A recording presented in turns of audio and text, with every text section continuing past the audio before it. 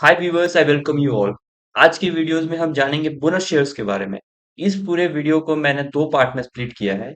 One is the theory और second part में मैं क्वेश्चंस है जो कि मैं डील कर। In the first part I will be discussing about bonus share, the structure of balance sheet and restructure of balance sheet, and I will B addressing few questions. Which type of companies give bonus shares, ऐसी कौन सी companies होती है जो bonus share issue करती है। Bonus issue करने का, bonus issuing company पे क्या इम्पैक्ट होता है उसके बारे में डिस्कस करूंगा। फिर impact of bonus issue on EPS, earning पर शेयर पे क्या होता है, फेस वैल्यू पे क्या होता है और प्रॉफिट लॉस ऑफ अकाउंट पे क्या इम्पैक्ट आता है। क्या बोनस इश्यू करने से इन्वेस्टर की कोई ओनरशिप जा रही है। हम ये देखेंगे कि बोनस इश्यू का डिविडेंड पे क्या असर होता है। कंपनी कोई बोनस शेयर इशू करती है, क्या उसमें मैजिक हिडन है या नहीं। सी बोनस शेयर्स क्या होते हैं। Bonus shares, these are the additional shares which are issued by the company free of charge in proportion to shareholders। क्या बोनस शेयर इशू करने से कोई कंपनी की फेस वैल्यू पे कोई इम्पैक्ट आता है? नहीं आता। या कंपनी की लिक्विडिटी में कोई प्रॉब्लम आता है, या कंपनी की लिक्विडिटी किसी तरीके से अफेक्ट करती है? नहीं करती। चलिए, बोनस इश्यू जानने से पहले सबसे पहले हमें ये समझना होता है कि बैलेंस शीट का स्ट्रक्चर कैसा होता है। बैलेंस शीट का बेसिक स्ट्रक्चर में लायबिलिटीज होती है और एसेट्स होते हैं। और लायबिलिटीज साइड में शेयर कैपिटल होते हैं, रिजर्व्स होती है कंपनी की, लायबिलिटीज होती है। लायबिलिटीज भी बहुत तरह की होती है, short term liability, long term liabilities, current liabilities. But I have kept this very simple ताकि मैं बोनस पॉइंट ऑफ व्यू से आपको समझा सकूं, और इन चीजों का भी जानने की जरूरत भी नहीं है। एसेट्स में करंट एसेट्स, फिक्स एसेट्स, बहुत तरह के एसेट्स होते हैं, but I just kept it to keep the video very simple. I kept it assets. Assets में कैश इक्विवेलेंट्स मैंने शो की ताकि मैं लिक्विडिटी कॉन्सेप्ट को थोड़ा समझा सकूं। बैलेंस शीट की इक्वेशन कैसी होती है? Total liabilities is equal to total assets. Total liabilities में शेयर कैपिटल और reserves plus liabilities is equal to assets. और यही शेयर कैपिटल प्लस रिजर्व्स होते हैं शेयर होल्डर्स फंड। इसे ही हम कहते हैं शेयर होल्डर्स फंड। और यही शेयर होल्डर्स फंड्स को हम कहते हैं नेटवर्थ। तो अगर हमें नेटवर्थ निकालनी है तो simple total assets minus total liabilities जो बचेगी वो हो जाएगी हमारी कंपनी की नेटवर्थ। उसे ही हम कहते हैं शेयर होल्डर्स फंड, उसे ही हम कहते हैं बुक वैल्यू। तो जब भी कोई कंपनी बोनस इश्यू करती है तो बेसिकली चेंजेस क्या होते हैं, उसकी सिर्फ बैलेंस शीट रिस्ट्रक्चर होती है। बैलेंस शीट रिस्ट्रक्चर होने का मतलब क्या है, मैं आपको एग्जांपल के साथ बहुत बेहतर तरीके से और आगे समझाऊंगा। बट पहले जान लीजिए कि इसमें चेंजेस कहाँ कहाँ होते हैं। क्या इसमें कोई लायबिलिटीज इफेक्ट हो रही है कंपनी की? जी नहीं, कुछ नहीं इफेक्ट हो रही। क्या इसमें कंपनी के कोई कैश इक्विवेलेंट्स या कैश इनफ्लो आउटफ्लो पे कोई इम्पैक्ट है? जी नहीं, कोई इम्पैक्ट नहीं है। क्या कंपनी के एसेट्स बढ़ जा रहे हैं बोनस इश्यू करने से? जी नहीं, वो भी नहीं हो रहे हैं। इसमें भी कोई इम्पैक्ट नहीं है। सिर्फ इम्पैक्ट है शेयर कैपिटल और रिजर्व्स में। सो जब भी कोई कंपनी बोनस इश्यू करती है, बुक एडजस्टमेंट्स होती है, उसमें कोई एक्चुअल इनफ्लो या आउटफ्लो ऑफ कैश नहीं होता है। ये वही अमाउंट है जितने की कंपनी कैपिटल इशू कर रही है, और उतने ही सेम अमाउंट से शेयर कैपिटल बढ़ते हैं। This is all a book adjustment. इसमें कोई भी पैसों का फ्लो नहीं है, ना कंपनी की लिक्विडिटी में कोई इफेक्ट होता है, और ना एसेट लायबिलिटीज में, ना ही कंपनी की प्रॉफिटेबिलिटी में कोई इसका इम्पैक्ट है। हम इसे और बेटर समझेंगे आगे। मैंने एक बेसिक बैलेंस शीट बनाई है कंपनी की, चलिए थोड़ा सा इसको दो गौर से देखते हैं। मैंने शो करवाया है लायबिलिटीज, कंपनी के share capital before issue of bonus share. Share capital है कंपनी का 10,000, रिजर्व्स है कंपनी के 50,000, और लायबिलिटी है कंपनी की 80,000। तो टोटल लायबिलिटीज हो गई कंपनी की 1,40,000। Now let's come to the asset. Suppose company के पास कैश इक्विवेलेंट्स है 5,000, तो कंपनी के टोटल एसेट्स हो गए 1,35,000, बिकॉज लायबिलिटीज हमेशा एसेट से इक्वल होनी चाहिए। So I am adjusting that amount here as. Liabilities is equal to asset, और रिजर्व्स, कैपिटल्स और बाकी जो चीजें जरूरी है मैंने यहाँ पे मेंशन की है।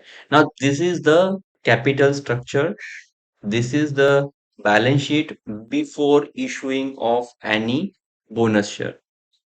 सपोज अभी कंपनी डिसाइड्स करती है कि मैं 1:1 के रेशियो में बोनस शेयर्स हमारे इक्विटी होल्डर्स को इशू करूंगी। सो इसमें होता क्या है कि कंपनी का शेयर कैपिटल अभी कितना है? 10,000 रुपया। देखिए हमें दिख रही है यहाँ पे 10,000 रुपया है। और इसमें हो क्या रहा है कि कंपनी 1:1 के रेशियो में बोनस इश्यू करने वाली है। मतलब ये 10,000 एक है और एक 1:1 की जब आप बात करेंगे तो ये हो जाएगी 10,000 और। मतलब शेयर कैपिटल 10,000 से बढ़ के हो जाएंगे 20,000। क्या कंपनी के रिजर्व्स में कोई फर्क है? नहीं है, कहीं कहीं फर्क नहीं आएगा। चलिए इसे और समझते हैं। सो फाइनली कंपनी का शेयर कैपिटल 20,000 का हो जाएगा और 10,000 इसी अमाउंट से कंपनी के रिजर्व्स कम हो जाएंगे। ये मैंने बना लिया है। So after issuing of bonus share in the ratio 1:1, balance sheet कुछ इस तरीके की बन जाएगी। लाइबिलिटीज देखिए सेम इंटैक्ट रह गई है।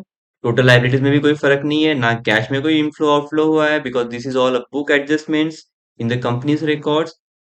ना कंपनी की कोई ना कंपनी के कोई कैश फ्लो में फर्क आएगा और एसेट्स भी सेम। सिर्फ 10,000 के हो गए 20,000 और 10,000 से ये कैपिटल कैपिटल बढ़ा और 10,000 से शेयर कैपिटल डाउन हुआ। क्या कंपनी की नेटवर्थ में कोई चेंज आई? नहीं, सेम रहा। इक्विटी शेयर होल्डर्स फंड जिसको कि हम नेटवर्थ भी कहते हैं, क्या उसमें कोई फर्क है? नहीं, पहले भी 60 था, अभी भी 60 ही है। तो फिर फर्क कहाँ आया? चलिए इसको और समझते हैं। देखिए यहाँ पे कंपनी की फेस वैल्यू बिफोर और आफ्टर सेम है। पहले भी कंपनी की फेस वैल्यू 10 थी, अभी भी कंपनी की फेस वैल्यू 10 है आफ्टर 1:1 रेशियो ऑल्सो। हम देखते हैं कि चेंज कहाँ आया। नंबर ऑफ शेयर्स कंपनी के पहले 1,000 थे, राइट? 1,000 इंटू 10, 10,000 ये की शेयर कैपिटल थी कंपनी की। और नंबर ऑफ शेयर्स हो गए after issuing 1:1 bonus ratio. Company का शेयर कैपिटल 10 से जब 20 हुआ है तो शेयर्स भी 1,000 से 2,000 हो गए। इसके अलावा और कहीं भी कोई इम्पैक्ट नहीं है कंपनी के बैलेंस शीट पे। जस्ट हियर एडजस्टमेंट हो रही है और ये। तो इसी बेसिक अंडरस्टैंडिंग और इसी बेसिक थ्योरी के साथ चलिए हम अपने कुछ क्वेश्चन सॉल्व करते हैं। Which type of companies give bonus shares? Companies किस तरह की कंपनीज बोनस शेयर? देखिए, बोनस शेयर्स ग्रोथ वाली कंपनियां ही हमेशा इशू करती है। The reason is very simple.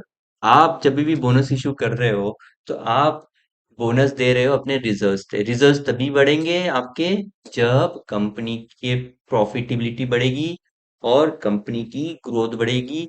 तभी जाके कंपनी के पास रिजर्व्स आएंगे और उसी रिजर्व से वो हम अपना इक्विटी बेस बढ़ाएगी और इक्विटी बेस बढ़ाने के लिए रिजर्व्स का होना बहुत जरूरी है। इसलिए generally growth rate high growth rate वाली कंपनियां ही बोनस इश्यू करती है, जैसे कि Infosys. So long story short, company के पास सफिशिएंट अमाउंट ऑफ रिजर्व्स होनी चाहिए, ज्यादा रिजर्व्स होनी चाहिए in compare to its equity base. जैसे इन इस केस में 5 टाइम्स ऑफ द जैसे इस केस में 5 times of the share capital company के पास रिजर्व्स है। चलिए नेक्स्ट क्वेश्चन देखते हैं। What is the impact of bonus issue on bonus issuing company? इसके बहुत सारे सवाल, इन सवालों के बहुत सारे जवाब हैं। पहली तो मैं एक एक करके पॉइंट बाय पॉइंट डिस्कस करूंगा। पहला बैलेंस शीट पे। जी, बैलेंस शीट पे क्या इम्पैक्ट आता है वो ऑलरेडी मैं एक्सप्लेन कर चुका हूँ। 10 to 20 एंड 50 to 40। इसके अलावा बैलेंस शीट पे कोई इम्पैक्ट नहीं है। सेकेंड स्टेटमेंट जो होती है वो हमारी होती है प्रॉफिट एंड लॉस स्टेटमेंट। इसमें भी कोई इम्पैक्ट नहीं होता है। थर्ड जो स्टेटमेंट कंपनी की इंपॉर्टेंट होती है वो है cash flow statement. Cash flow statement में भी कंपनी के कोई इम्पैक्ट नहीं है, because cash flow statement is all about movement of cash. There is no movement of cash, so cash flow statement में भी कोई इम्पैक्ट नहीं रहेगा। जो कुछ रहेगा बैलेंस शीट में रहेगा और इस तरह की चीजें। सेकेंड, ना फेस वैल्यू कुछ चेंज हो रही है, बस ये और ये। आई hope I have address this question. चलिए नेक्स्ट क्वेश्चन देखते हैं कि what is the impact of bonus issue on EPS, face value and profit loss of A company. I think face loss मैं पहले ही एक्सप्लेन कर चुका हूँ, कोई इम्पैक्ट नहीं है। प्रॉफिट लॉस पे भी कोई इम्पैक्ट नहीं है। चलिए जानते हैं कि अर्निंग पर शेयर पे बोनस इशू का कैसा इम्पैक्ट होता है। सबसे पहले हम ये जानते हैं कि अर्निंग पर शेयर होता क्या है। अर्निंग पर शेयर का फॉर्मूला होता है अर्निंग पर share equals to profit after tax, total profit जो नेट प्रॉफिट कंपनी का आया divided by total number of equity shares. हम ये इक्वेशन देख के बहुत आसानी से समझ सकते हैं कि प्रॉफिट आफ्टर टैक्स का डायरेक्ट इम्पैक्ट है अर्निंग पर शेयर पे। प्रॉफिट आफ्टर टैक्स बढ़ेगा तो अर्निंग पर शेयर बढ़ेगा, प्रॉफिट आफ्टर टैक्स घटेगा तो अर्निंग पर शेयर भी घटेगा।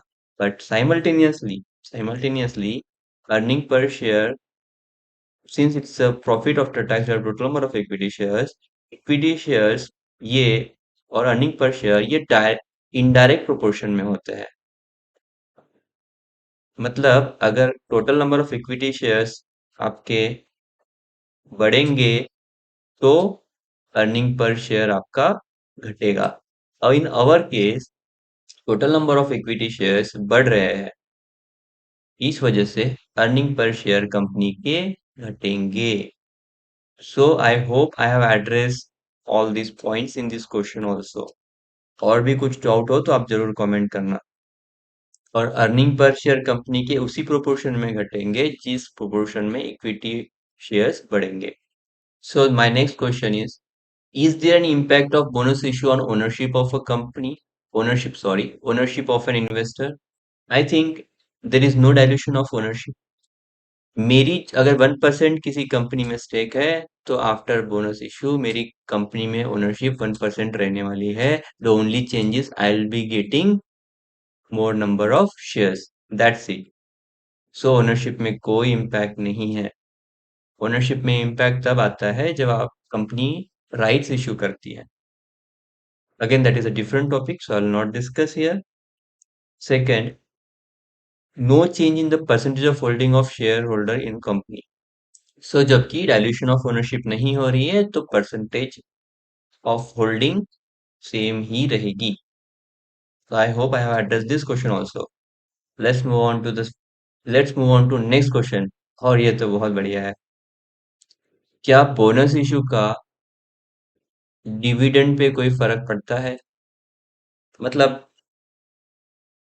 मेरा कहने का मतलब ये है कि कोई कंपनी है जो मुझे which is expecting to give me 1000 rupees as a dividend, क्या उसका बोनस स्प्लिट होने से मुझे 1000 रुपीज कम मिलेगा? फ्रेंड्स, ऐसा कुछ नहीं है, आपको सेम ही डिविडेंड मिलेगा। I come to that point also. सिर्फ इसमें फर्क कहाँ आएगा, आपको डिविडेंड पर शेयर आपको बोनस के बाद कम मिलेंगे। चलिए मैं इसको और एग्जांपल से समझाता हूँ। पहले आप ये समझिए कि डिविडेंड पे आउट रेशियो क्या होता है, तब जाके आपको ये चीजों पे मैं डिटेल में बात कर पाऊंगा कि डिविडेंड पर शेयर कैसे कम होगा। डिविडेंड पे आउट रेशियो होता है total dividend paid divided by net income.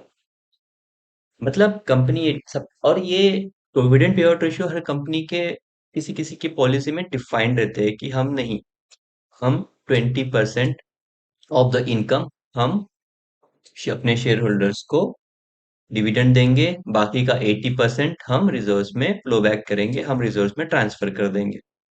सो कोई कंपनी है which is expecting to give 100 crores, it will still give 100 crore, क्योंकि कंपनी का सपोज कीजिए प्रॉफिट आया है 1000 crores नेट प्रॉफिट, और कंपनी का dividend pay out ratio, if company decides to give 10% of that to the shareholders, so 10% of 1000 is 100 crores, और 100 crores अभी share holders में बांटे जाएंगे। So total dividend which the investors will be receiving will be 100 crores only, but according to their shares. कोई भी company जो bonus issue कर रही है वो ये नहीं चाहेंगी कि मैं अपनी कंपनी के पॉलिसी के साथ छेड़छाड़ करूं, स्पेसिफिकली उस पॉलिसी की वजह से जिस वजह से कंपनी में इतनी ग्रोथ आई है। चलिए इसे और समझते हैं। Before issue of bonus suppose company के नंबर ऑफ शेयर्स 1000 है, फेस वैल्यू 10 है, and total dividend company 1000 rupees distribute करने वाली है अपने शेयर होल्डर्स को। सो पर डिविडेंड पर शेयर कंपनी का होगा 1 रुपीज। वन कैसे निकाला, total dividend divided by number of shares. So dividend per share is rupees 1.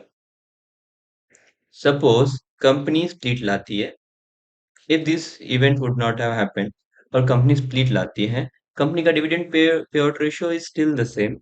So in this case क्या हो गया, बोनस इशू की वजह से आपके शेयर्स का दाम बढ़ गए, 1000 से 2000 हो गए, फेस वैल्यू तो सेम रहा है। अभी क्या होगा, टोटल डिविडेंड जो होता है वो कंपनी तो वही पे करने वाली है ना, because it will be paying out in the same proportion, 1000 rupees ही दे रही है। बट चूंकि अभी नंबर ऑफ शेयर्स ज्यादा है, तो डिविडेंड पर शेयर हो जाएंगे 0.5 रुपीज। तो यहाँ पे यही इम्पैक्ट है जो मैं कह रहा था कि डिविडेंड पर शेयर में ही सिर्फ इम्पैक्ट आएगा और कहीं नहीं आने वाला। बाद में तो और बहुत सी स्टोरीज है, but this is very fundamental things I am telling you. कोई कंपनी बोनस इशू कर रही है, इसका मतलब ये नहीं है कि आपको उससे डिविडेंड में कोई फायदा होने वाला है। Say for example I have a company which is called as Polyplex. Suppose कीजिए पॉलीप्लेक्स में 100 rupees I am receiving as a dividend. Company ने 1:1 का अगर वो स्प्लिट अनाउंस कर देती है ना, तो पर शेयर जब मुझे 100 रुपीज मिल रहे थे, तो अब पर शेयर मुझे 50 रुपीज मिलेंगे। बिकॉज कंपनी उतने ही पे करने वाली है 100, बिकॉज कंपनी उतनी ही 100 रुपीज आपको पे करने वाली है, ना कि वो एक्स्ट्रा पे करेगी। तो पहले जहां पे मेरे पास पॉलीप्लेक्स के एक शेयर थे, अब मेरे पास पॉलीप्लेक्स के दो शेयर होंगे। पहले भी मुझे 100 ही मिलते थे, अभी भी मुझे 100 मिलेंगे, बट दो फॉर्म में। So I hope I have address this question also. तो दोस्तों, ये सबसे लास्ट का बेहतरीन सवाल है, और आप जरूर देखिए, क्या इसमें कोई मैजिक हिडन है बोनस शेयर में? मेरा व्यू ये है कि इसमें कोई भी no benefit to the shareholders from return point of view. Return point of view, I am talking about return point of view से कस्टमर्स को, या रिटर्न पॉइंट ऑफ व्यू से शेयर होल्डर्स को कोई फायदा नहीं है। सी, बोनस इशू के बहुत सारे फायदे होते हैं, जैसे कि कंपनी की लिक्विडिटी बढ़ती है, मोर number of shares available in the market. तो जैसे सपोज कीजिए मेरे पास कोई कंपनी का शेयर है विच इज हैविंग वर्थ 80,000। अभी 80,000 शेयर का, जैसे एमआरएफ का शेयर लीजिए, आप वो 80,000 का शेयर है फॉर एग्जाम्पल।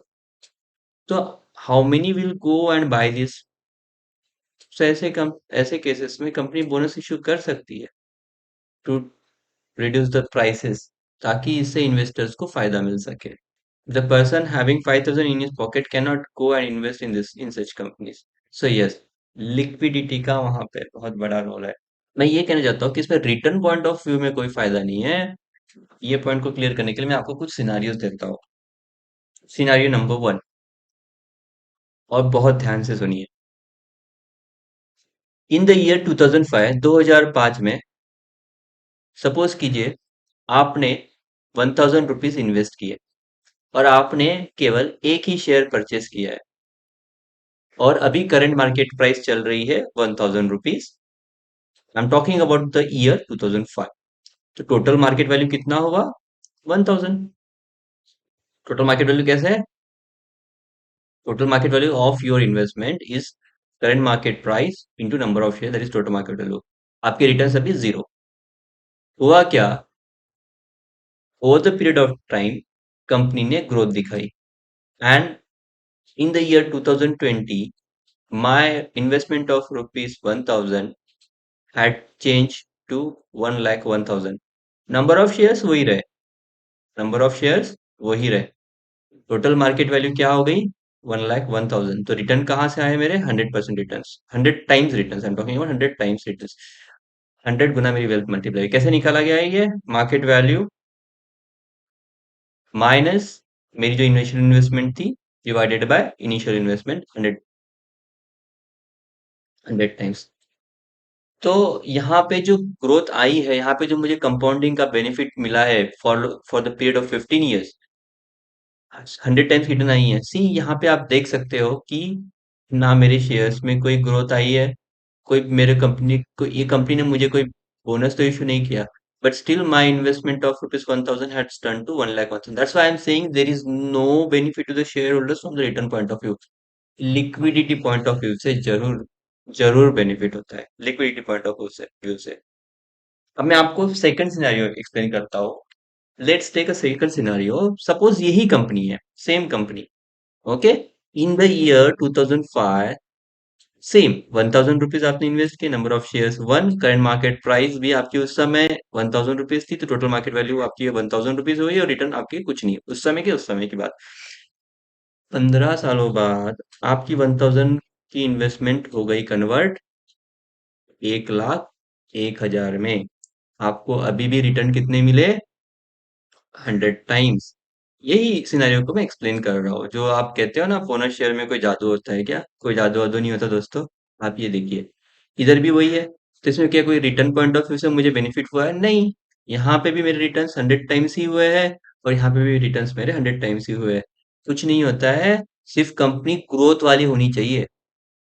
अदरवाइज ये बोनस वोनस के इश्यू से आपको रिटर्न नहीं बढ़ने वाले आपकी कंपनी के। आपकी इन्वेस्टमेंट पहले भी 1 लाख 1 हजार ही थी, अभी भी 1 लाख 1 हजार है, because you invested in a good company for longer period of time. So ऐसा कोई बोनस से यहाँ पे तो मेरे रिटर्न पे कोई फायदा नहीं मुझे नजर आया। Let's take another scenario to this point. ये सिनारियो में भी सेम केस है, but I invested in a different company. At that year, in the year 2005, मैंने 1000 रुपीज इन्वेस्ट किए वन शेयर में, जिसकी करंट मार्केट प्राइस 1000 रुपीज थी, और total market value 1 rupee. Return zero. Same 2020 में 1000, और यहाँ पे जो मेरी जो रिटर्न आई है वो आई है 51,000 रुपीज। ओके। सो मुझे कितने का बेनिफिट मिला है ये कंपनी में इन्वेस्ट करने पे? 50 टाइम्स। सो नाउ लेट्स कम। ये कंपनी ने तो ज्यादा बोनस इशू, अभी ये कंपनी ने, पिछले कंपनी ने क्या इशू किया था? नंबर ऑफ शेयर्स 50 बढ़ा दिए ना यहाँ पे। इनके इससे कोई रिटर्न में फर्क आया मेरे? नहीं, बस ये दिखाने की बातें थी कि हाँ आपके शेयर्स बढ़े, 100 टाइम्स रिटर्न है। ठीक है। यहाँ पे एक शेयर हुई है 1 लाख का है भाई, यही कुछ फर्क तो नहीं है मेरे रिटर्न में। थर्ड, मैं दूसरा घोड़ा पकड़ा। उसमें कि 20 हजार की मेरी इन्वेस्टमेंट, इस कंपनी तो मुझे इस कंपनी के मुकाबले ज्यादा बोनस शेयर्स इशू किए, बट इस कंपनी के रिटर्न तो कम है ना। So my what I want to tell is, bonus share से आपको कोई ऐसा फर्क नहीं होने वाला।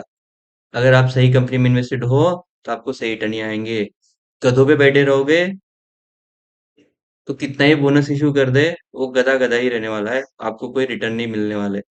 से for example this two companies, भाई ये कंपनी ने तो बोनस 50 दिया ना, 1 के 50 कंपनी के शेयर प्राइस थे, बट इसके रिटर्न 100 क्यों आए, और इसके रिटर्न 50 क्यों आए, जबकि इसने नंबर ऑफ शेयर ज्यादा दिए?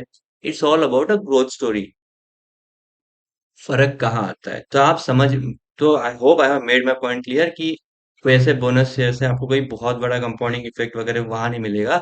कहाँ होता है दोस्तों इसका इफेक्ट, बताता हूँ। There is an eight, Einstein कहते हैं eight wonder of the world. Eight wonder of the world is called as compounding. Compounding आपकी तभी होती है ना जब आपके शेयर्स के प्राइस बढ़ेंगे, और तभी आपको कंपाउंडिंग के इफेक्ट मिलेंगे। यहाँ पे देखिए, मेरे शेयर्स के प्राइस अच्छे बढ़े तो मुझे कंपाउंडिंग के इफेक्ट बहुत अच्छे मिले। On my 1000 rupees I got a good amount. Long time बैठने पे वो सब चीजें हुई है। ना कि ये कि बोनस शेयर इस कंपनी ने ज्यादा दिया तो वो बहुत अच्छे मुझे रिटर्न मिलने वाले, ऐसे नहीं होती है चीजें। देखियो यहाँ पे तो बोनस शेयर कम इशू किए गए हैं, और यहाँ पे तो 1 के 100 हुए, बट रिटर्न मेरे कम रहे। So this theory is all false कि बोनस शेयर से बहुत होती है। लिक्विडिटी पॉइंट ऑफ व्यू से बहुत मैटर करती है चीजें। अच्छी, आज अगर किसी कंपनी का शेयर आप मुझे बताइए 1 लाख रुपए है, तो will I go there and invest? No. So that's why time to time shares के प्राइसेस इस तरह से एडजस्ट होने भी चाहिए, ताकि रिटेल इन्वेस्टर्स उसमें इन्वेस्ट कर सके, बहुत सारे इन्वेस्टर्स उसमें इन्वेस्ट कर सके, उसमें पार्टिसिपेशन बढ़ सके लोगों का। Imagine a company which is having a share price of 2,50,000, can I go and buy that share? No. Bonus भी तभी इश्यू करेगी ना जब उसमें ग्रोथ आएंगी, उसके रिजर्व्स बढ़ेंगे, और वो रिजर्व से फिर वो चीज को पैसे एडजस्ट किया जाएगा। बिकॉज फेस वैल्यू भी एक लेवल के बाद आप कितना एडजस्ट करोगे? फेस वैल्यू 1 पे आ गए, उसके बाद कंपनी की प्राइस फिर भी अगर 2.5 लाख रुपए तक चले जा चुके हैं, which means there is a growth in the company. Company will have to do that, to company will have to reduce the share prices so that there will be a maximum participation. Actually, it is not advantageous for a high growth rate company like Infosys to work on a small capital base.